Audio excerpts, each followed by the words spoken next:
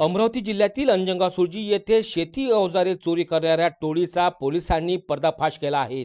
या कारवाईत आरोपीस अटक करण्यात आली असून दुसरा आरोपी फरार आहेत।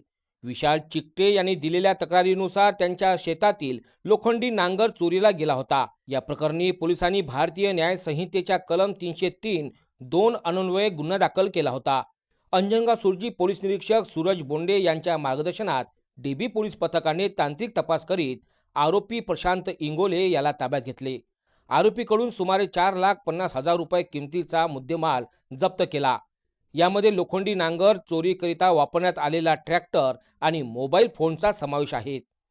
चौकशी दरम्यान प्रशांतने त्याचा साथीदार धीरज गिरी याच्या साथीने संबंधित गुन्ह्यातील लोखंडी नांगर चोरी केल्याची कबुली दिली। धीरज गिरी याच्या शोधात आता पोलीस लागले आहेत।